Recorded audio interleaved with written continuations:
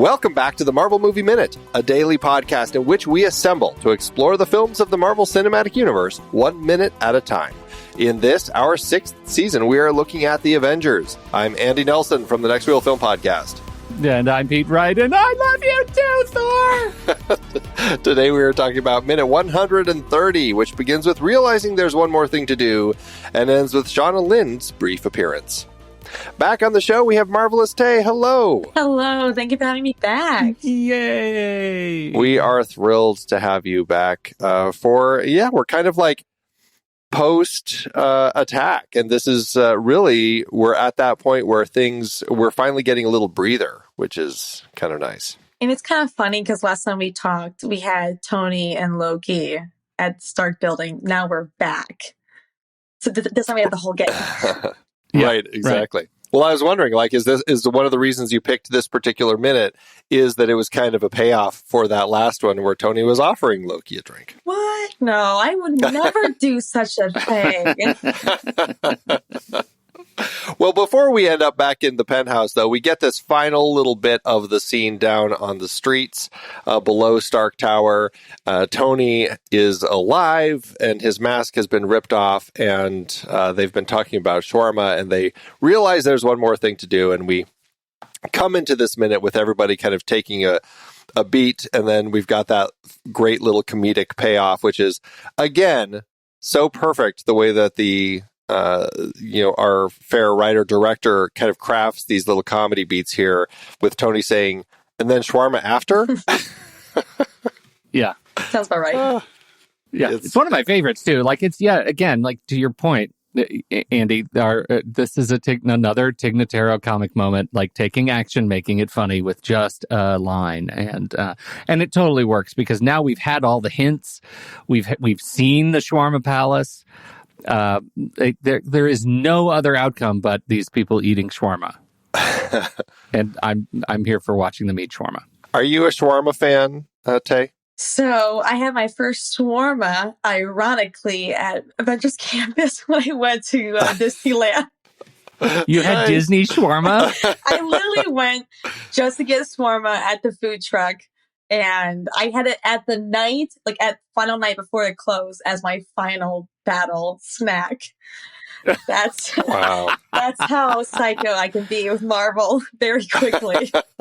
That's awesome. What can you just this is obviously not a food show, but I'd like it for a moment to be a food show with Tay. What can you describe the experience of said shawarma? Which is great. I'm a big foodie, so I'm loving for this. Okay. Awesome. When I had it, I thought it was gonna be almost like a gyro, nice and refreshing. It was actually a little bit spicy. It was kind of like a gyro, but a little bit more spicy, and had this dill yogurt sauce, something like that. It was really good, but I wasn't ready for the heat. So fair warning, there was a pack to punch, but it was great. Disney dill is the best dill, they say. It's certainly the most expensive. It was good. Well, it was good. There's that. But it was food truck. It wasn't like they didn't recreate the Shawarma Palace. No, they had the campus. Food truck, but still same place, same company, just on a food truck, which is great. Okay.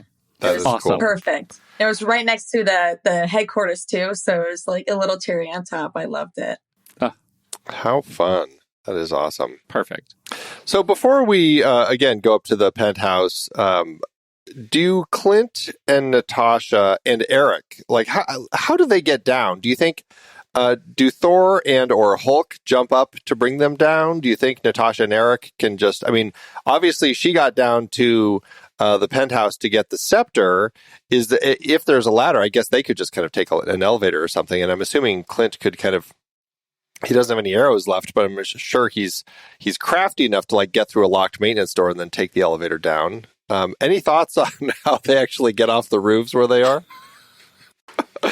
Slide the important down questions. The curved glass next to the landing. To me, the elevator is behind Loki, so to me the elevator wouldn't make sense. That's already knocked off of my book. I personally believe that I think Hawkeye might have a grappling arrow, which we all know that he does have one. I think Tony either picked up one of the other do not know who. Hulk is notorious for climbing up buildings. So I think since it's already destroyed, you might as well just make it worse. Yeah. I don't know. I really can't thoroughly explain it. I think obviously Thor picked up someone in the process. Thor carried someone. I like that. I guess technically, I mean, like, say, for example, maybe Thor went up and grabbed Hawkeye. Natasha and Erik, Erik, we don't see him in this next scene. I mean, he could just be chilling in a chair for all we know. But Natasha really only just has to go downstairs and then like kind of meet everybody right there in the penthouse so that they can actually confront Loki. And that's where we are. So we see that Loki is alive. He's kind of climbing out of the hole where Hulk left him. And I mean, he's an Asgardian. I'd like to think that he's a little more broken than he is, but I mean, he still looks like he's in pain. I mean, do you think that he should be like, have broken bones, or is this fine, kind of the damage that he's received here? I feel like he's really hurt because looking at Ragnarok, when he first sees Hulk in the battle, he got a little scared really quickly and got intimidated. So I would imagine he got really badly hurt if a god like him gets scared of a ginormous dude with no shirt. Right. Not scared enough to in any way damage his wit and timing, however, which is, key to the Marvel villain. Very key. Yeah. I don't know if I feel like he's if anything, he's winded. I don't know how damaged he is, or he heals quickly or whatever. I mean, so much I don't know about Loki, but I feel like he is a vessel for the delivery of Hulk violence, and that's about the extent of it in this last sequence. Yeah. Well, it's one of those things where, so often, in fact, I'm trying to think of an example. So most of the villains up to this point in the franchise have been killed. It's really only Abomination and Loki who, of the 5 films leading up to this, all the others had been killed. This is the first time that we are back with a villain repeating, and he still isn't dying. And it's actually really gratifying when they find villains and don't feel that they have to kill them, especially in the world of comic books where we know villains come back time and time again. It's kind of important. And so to a certain extent, for the type of movie it is, I think that he probably is showing that he's damaged enough where he's not going to put up a fight and instead just ask for a drink. Well, I wonder, Andy, on that point, like we have been talking about leading up to this minute, how Loki's role as the villain has been diminished. It was sort of diminished at the beginning of the fight, right? When, we realize that, Hulk smashes him, and then we have to deal with the nuclear bomb and put it up the space hole. And there's some other big villain up there. So how does that impact your impression of Loki as the surviving big bad, when, to me, it feels like Loki wasn't the biggest of the big bad after all, that Loki survived as now an ancillary character to this other giant threat that's up in the space hole? Does that matter? Does Loki still feel like the big villain, I guess? That's an interesting point. And obviously, we're going to have our mid-credits sequence in this film that kind of gives us that reveal that helps set things up for the next few phases. But what I guess it does is it sets up Loki as a villain that our heroes can handle. Like, we see them figure out how to defeat this particular villain. Yes, you could, and we've talked about kind of like him getting diminished as a villain over the course of the film, but I think it's because when it's him against these 6, he is defeatable. And we see that here. It took a whole army of these other characters to really make it a lot more challenging for them. But it doesn't mean that he's going to stop, and he'll continue, obviously, over the course of the franchise, kind of pestering them and being a thorn in their side and helping when needed and all that sort of stuff. But at the same time, we have now set up this additional story thread of something bigger. And so it's an interesting shift because it kind of gives us a sense of who he is as a villain and what we can expect, while also giving us that something else. Taya, is that about the way you're reading it? I mean, yes. And also I see it on top of all that he is just a pawn. And every villainous act that he does, he's always the pawn. He thinks he's the king in every chess game. He thinks he has the biggest move, but there's always someone behind him. He doesn't realize until it's too late. Just like in this movie, he thought he was going to be the head honcho. And as we see later on, Thanos played him like a fool. Yeah. And that's what he constantly always gets down to over and over again. It's getting played as the fool until the bitter end. That's actually really interesting because that has not been like some sort of mysterious secret that Loki has been sort of the tool of somebody else. I think, to your point, like Loki may have thought he was like using the Chitauri, using the other, using Thanos, whatever. But this movie is example after example after example of Loki misjudging his resources. Well, it doesn't help either. He's so narcissistic and has this huge ego that even though he's so easy to read and you know that he's very meticulous, we know who his true character is by looking at him, just hearing him talk. And that's why he gets played like a fool, because he doesn't realize that, dude, you're really noticeable. You're really easy to read. We can understand what your next plan is. And that's what he doesn't realize because he's so high in his head. By everybody except for Thor. Exactly. Right. Who takes a very long time to start figuring things out. Yeah, I think even past Endgame. Yeah. Took him past Endgame. Right. It's very true. Oh, geez. All right. Well, we get Loki sitting up and he kind of turns, and it's an interesting reveal of our heroes, of kind of the six of them all standing there. It's a fantastic POV shot. Like when he turns and looks at them, like the positioning of the characters and everything, it's just so fun to see them all there. And the way that Hawkeye's like right up in front and he pulls his bow to kind of like draw on him. It's a great moment. It's an interesting cinematic element though, Pete. This goes back to kind of this idea of filmmakers who they make a film where nothing exists outside of the frame, because and this goes back to like when Loki stabs Coulson in the back. We don't know he's there. Thor doesn't see him there, but he's kind of there. But because he's not in the frame, we don't see it. This is another example. He doesn't hear any of these people walking through a room full of rubble all over the floor. No sign of like Tony's thrusters. No sounds at all.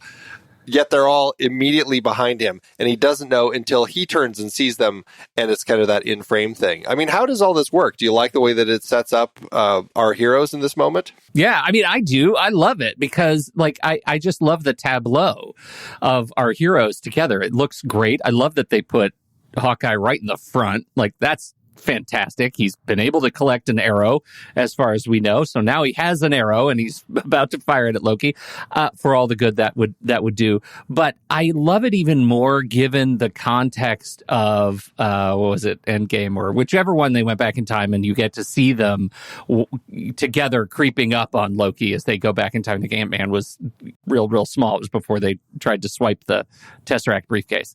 And I love having that because that actually is the behind the scenes of this minute. And so you kind of get to see them come together and walk toward Loki, and you get Loki crawling away, and it totally recontextualizes it because you're sort of aware that Loki does know that they're all kind of walking in, but he doesn't have it in this minute. So it's like a different it's just a different view of it, and I think it reveals something that didn't actually feel lost after all. It wasn't a complete Spielberg ignorance of the world outside of the frame. It was a reveal that there was more outside of the frame that we just didn't get to see. I guess for me, I love how it's all organized. I love the fact that Hawkeye, after him being pretty much the puppet with Loki, he's in the forefront. I love that Black Widow has the scepter as like that was her main goal from the get-go, definitely trying to save her best friend. And I also love that right at the end, after Loki says, "I'll let Drake down," you'll see Tony get a little tiny smirk for like a split second. You'll see really quickly, there's a little tiny smirk as, that still makes him laugh. It still makes him chuckle. That ego is still out there. And I think he kind of like secretly enjoyed it, Tony as a whole. I just thought that was absolutely funny. You're right. It is a nice touch. I've never noticed that, and it's that whole like player recognizes game, right? Like player recognizes game. Right? He's like, all right, I appreciate your smart talk. I like it, and so I think it's funny. I do like it that Cap's kind of all the way in the back, not like in the sidelines, but he's definitely like observer. You know, he's definitely a people watcher before he kind of makes a plan. So I kind of like it. He's all the way in the back. Well, that's, I think, speaks to him as a personality anyway. He is a natural leader, but he doesn't necessarily need to be the person who's in the front, you know? And I think that speaks highly of him and just the way that he sees himself as also part of the team, which is important for him. Exactly. I think it's great. And I'm also still shocked how calm Hulk is the entire time. Like, he's still angry, but like, he's not losing his mind right now. Like, he makes a few funny grunts though. That it does, but like, it looks like he's ready to go back and still swing. And it's just like, it's kind of impressive that how he's still put together, because that's not really Hulk. I mean, it is, but it's not. He doesn't really work well with teams. So it's kind of nice to see it. And I was like, okay, this man can be controlled in some way. Right. Well, and I guess that goes to the whole idea of what we've been talking about with Hulk, like this film being the transition from crazy Hulk that is uncontrollable, the monster that we see on the helicarrier, and then by the time he's on the streets and everything, he's listening, he's participating, he's a part of the team, he's helping. Yes, he's still punching Thor, but he largely is now helping and not just on a rampage all the time. And so we've seen that transition, which we'll kind of continue to see, eventually leading to Professor Hulk and beyond. Oh, yeah. Well, I think this is the movie that Hulk's personality starts to grow. We start seeing a personality kind of get more and more, and throughout the other Avengers, and definitely Ragnarok, like we're seeing a growth. And I think this is just like the little plants you see, which I kind of enjoyed. Now, like looking back now, it's kind of sweet. Any last thoughts about this little moment with them, or should we jump to the park and the news? Nothing but the most iconic scene of all time. It really is. Like, you think of the Avengers, you think of this scene. No offense to the, assemble part where you all get like a nice little panorama, but this is what people think about when they think of Avengers Assembled. This is the scene. Yeah.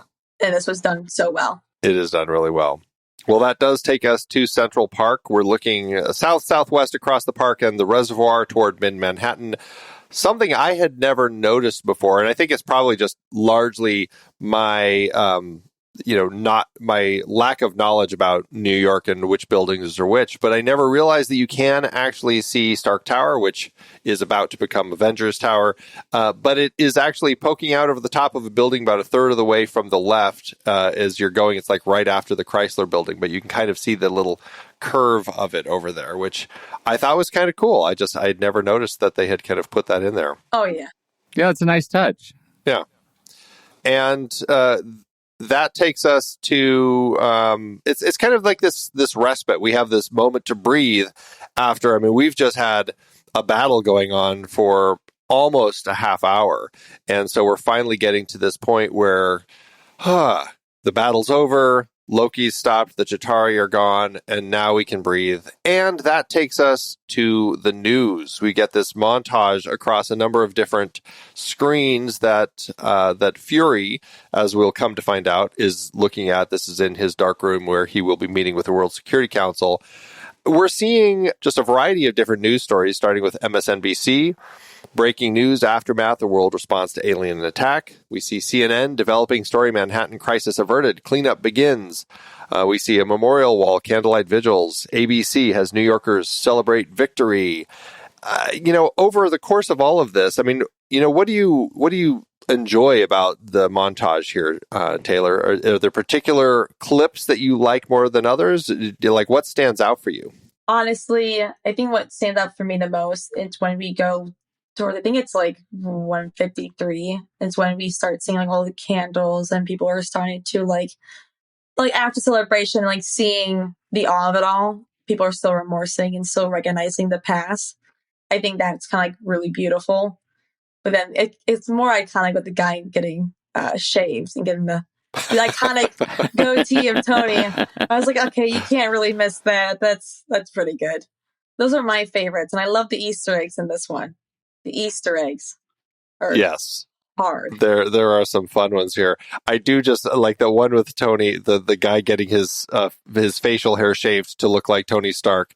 The fact that we're in another country and we're looking at, like, you know, you could, for 20 whatever currency that is, you can get your face to be shaved to look like Tony Stark. I think that is hilarious. That's great. All right, Easter eggs. What's in here that you like so much, Taylor? One, they make a tribute to Disney. On top, as you see, like the logo of Shield, you see file A113, which is the iconic Pixar room code where they first made. Was it Toy Story? Yes. I want to say yes. And then it's 103, which I find it funny for us being technically 130. Even though it's reverse, I just think it's kind of funny. But it reminds me of the what was it? The Avengers comic. It was the Battle of the Celestial. I think it was 103. It's where a Scarlet Witch gets kidnapped. If I'm correct, I'm sure I'm gonna get targeted for it. And I'm pretty sure.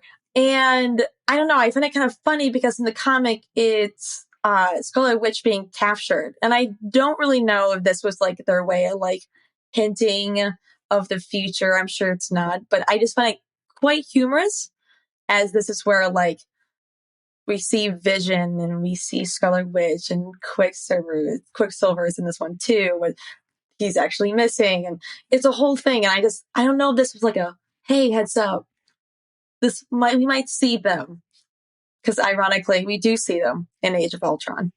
So I'm not sure, but my little nose starts to get a little.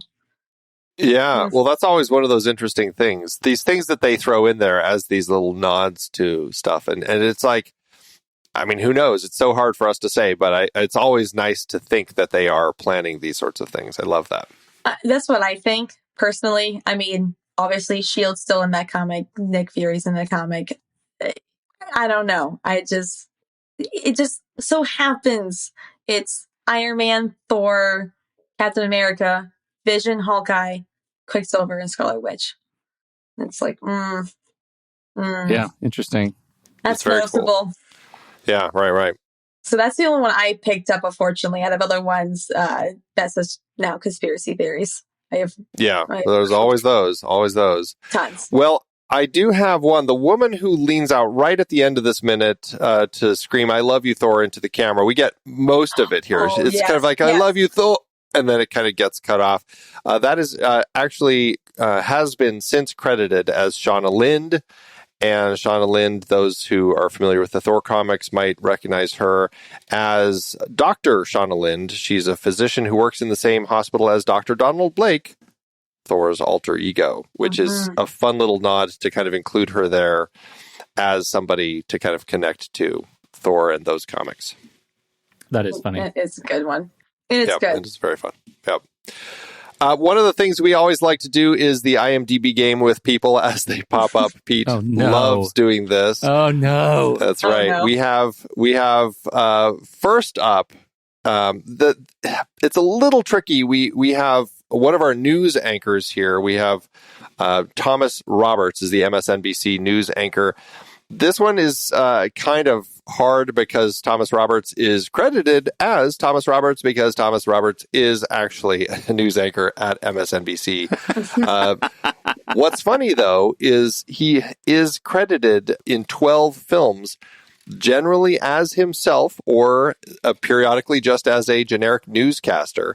I don't know if either of you would have any sense of films where Thomas Roberts from MSNBC has appeared in the film, but any idea what he would be known for? No clue. I'm really trying to think. This is the meanest one you may have ever done. I don't know. There have been plenty of mean ones. Well, I'm I'll tell you I this. mean, I'm gonna guess one of his top 4 is the Avengers. Is that close? You are correct. Okay. One is the Avengers. He also turns up in Iron Man 3 Oh, and United 93 as himself. okay. The other of his known for is Thunder Force, the Melissa McCarthy. Oh, for crying out loud! I know it's a movie that's okay to forget. Yeah. Bit of a problem. Melissa McCarthy, Octavia Spencer. But in that one, he appears just as newscaster number 2, not himself. The next one up is our Shawna Lynde. Romy Rosemont plays Shawna Lynde. Do either of you have any familiarity? Rosemont. Yeah, do you have any familiarity with Romy Rosemont? It's a great stage name or like a soap opera name. It is. You feel like a Young and Restless. I grew up. Have you been Romy on that? Rosemont. Young and the Restless. Okay. Shoot. I'm gonna go out on a limb and say the Avengers is once again one of hers. You would be correct. Okay. I'm gonna say this. All right. We're saying like soap opera-y, and I'm assuming because I feel like they all have everybody. Law and Order. No, she's that is not one of her known fors. Let me see if she was in it though. The thing is, she looks so familiar to me. Like I blew up the frame on the full screen, and she looks so familiar. She looks like what? Oh God, I can't. I mean, it's like it's right there. It's like right on the edge of everything. She was like a mom. She was an earnest mom, maybe turned politician or broadcaster. Anything? Am I close? Is Wow. she? I mean, maybe she was this. Maybe this is what you're thinking of. She was in Glee. She was in Glee. Yeah. She was absolutely in Glee, and she was a mom, and she turned politician. She ran for like Congress or something in that thing. She was what's his name's mom, whose husband died, and he remarried other guys. Dad, and they became a thing. There was a whole episode. Dude, she was in Glee. She was Carol Hudson, and she became Carol Hudson Hummel. Oh wow. Yes, she was Kurt Hummel's mom. Okay, look at that. Look at that. That is amazing. See, I've never seen Glee, so that would never. It wouldn't have crossed your path. But That also means she did it. She did a guest stand. I don't know if it was multiple episodes on Brooklyn Nine-Nine, another favorite that came out one right episode alongside. of Brooklyn Nine-Nine. Okay, Yeah. she did one episode of Brooklyn Nine-Nine. I think she was in Scandal. That was another one. I've been tracking this woman. I'm not kidding. I cannot believe this. She was in Scandal. 2 episodes of Scandal.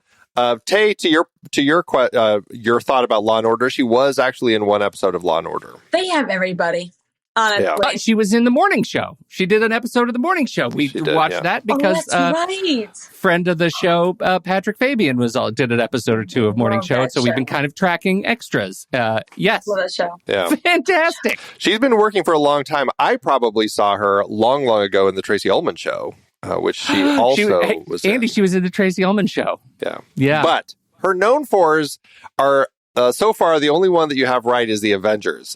The others are, she was the pig mother in Kung Fu Panda 2. She was in An American Crime. And last but not least, she played an assistant in Congo.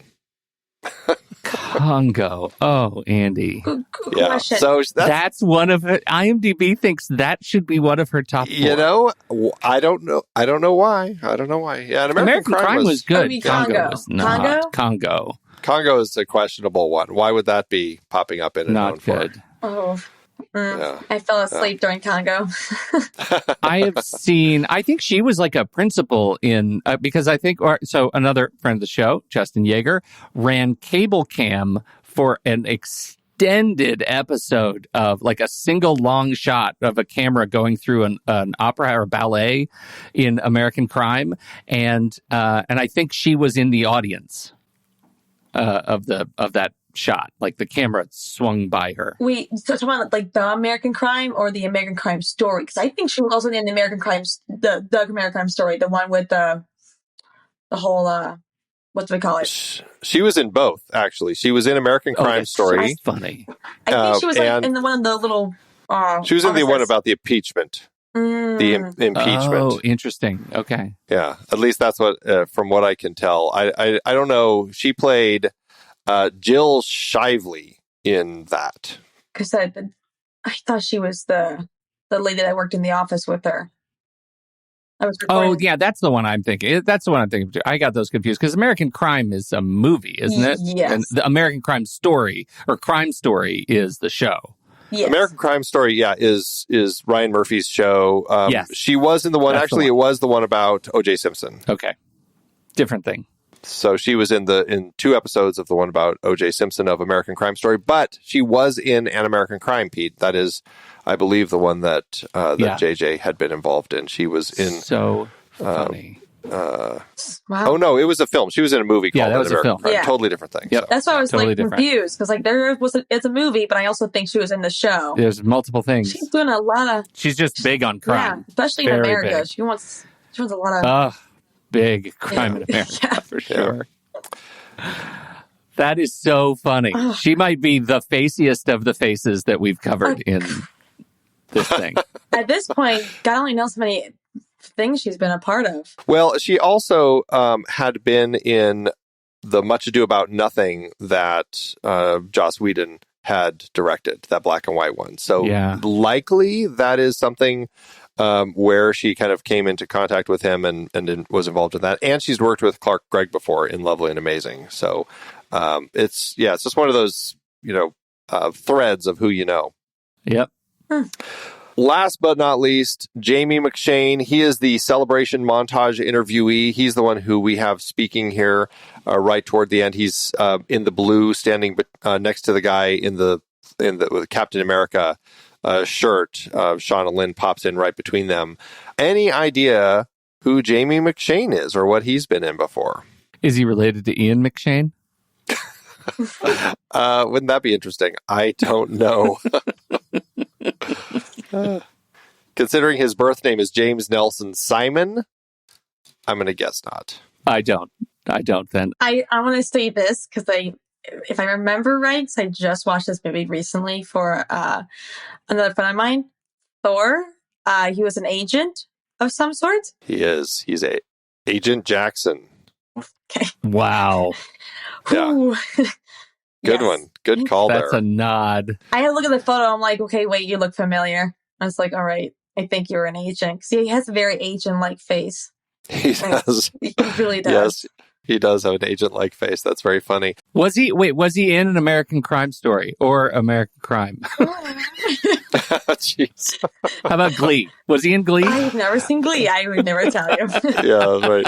No, I can't Also, somebody who has been in a lot of projects, Law and Order included. I was going to say Law and Order. Yeah. They have everybody. I know. Everybody finds their way into there eventually. But no, the 4 known fours for him are Thor, as you called out, Hostage, the Bruce Willis film, Gone Girl, where he plays Donnelly, and The Avengers. Gone Girl? Donnelly and Gone Girl. Oh, wait, I'm looking this up. No. What? Give me five. I can't remember who Donnelly is in the film. I'm looking right now. It's been a while since I've seen Gone Girl, but I also read the book, and both amazing. Yeah. Fantastic. Absolutely. Yep. Oh, I couldn't tell you. Interesting. Yeah, I'm not sure who Donnelly is, but that's who he plays. Mm. So that is Jamie McShane, always keeping busy, certainly in a lot of things, including like most recently 1923, the TV series. He's in a few episodes of that. So that's the Yellowstone spinoff, right? Is that what I'm thinking of? The prequel, right? Wait, Yeah. wasn't he also in the show Wednesday? Wednesday, yes. Because he He's also 8 looked familiar. episodes. He plays the sheriff in 8 episodes of Wednesday. Good call. Wow. It's like, once again, I haven't finished that he show. has that face of like very agent-like, and I'm really trying to picture all the agents I can think of in this world.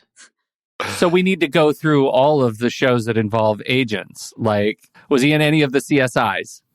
Was he in any of the... gosh. He was Pete, already Law and Order. You should be calling out the fact that he was in 3 episodes of Star Trek Picard as Zabon. I don't know how you... Anyway. What? Yeah. What's this now? I'm trying to think of everything. Zabon? I don't know how you say it. Am I saying it wrong? Should I know who this is? I don't know who that is. I don't...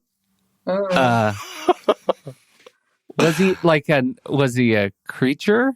I don't know. He's probably a Romulan, frankly. I'll bet he was a Romulan, and that throws everything into just... It's a mess. No, Zabon, he has pointy ears, and his eyebrows just go up at an angle. Does that help? Yes. Yeah. I don't know what that means. Narrowed it down to 2 species. Here you go. Male Romulan. There you go. First season of the show. Yeah. I haven't watched the first season in a long time, so who knows? I am curious. Is he right about CSI? Because now I'm like trying to think of. Let me look. Is he right about it? Because it's like CSI Boise, CSI Cleveland. He's one of them. I watched every episode of the original CSI, and he was not in that show. I'm a big fan of that show, but I didn't watch any of the spin-offs. He was in CSI Vegas and CSI New York and CSI Miami and CSI. He's been on all the CSI, so I am totally wrong. He travels all over the place from state to state to help out the different departments. He's a loner agent. I wonder if he's always the same character. Anson Wicks in Vegas, Mitch Ventry in New York, Timothy Nash in Miami, and then Eddie Vonner and Jeff Berlin in the regular CSI. I think he's a sociopath and should be arrested immediately. He's impersonating all kinds of different people. Oh my gosh, so funny. Well, those are the characters that we have in this part of the montage. And that's pretty much it for this episode. Any last thoughts about anything from minute 130? I mean, overall, we get the most iconic scene of them all together. Finally, at the end, accepting that they are a team, that they can work together. And Loki's just really parched. He's just parched, getting beaten to the ground. Totally parched. He is. It's fantastic. Well, Taylor, thank you so much for joining us today for Minute 130. We certainly appreciate it. Oh, thank you. This is the best days. Love them. Well, tell everybody about what you're doing over on TwitchTV. For me, I do a lot of Marvel chats. They're called Marvel Mondays with MarvelousTays. A lot of M's, I realize now. A lot of M's. We talk about all things Marvel news, Marvel gossip, rumors, conspiracy theories. I can really spin your head for a while. And we just play a variety of games. That's fantastic. We'll have the link in the show notes, so check that out, everybody. You can jump over to see her on Twitch TV and also find her on her other socials. So that is it for today. We'll be back with somebody else tomorrow for Minute 131 and back with Taylor on Tuesday. So, Pete, thanks as always. Oh, Andy, tomorrow we get to find out the answer to the question we've been wondering about since minute 001. What does Ashley the waitress think about all of this? Very important. You mean Beth the waitress, played by Ashley. Right. She'll always be Ashley to me. Until next time, true believers.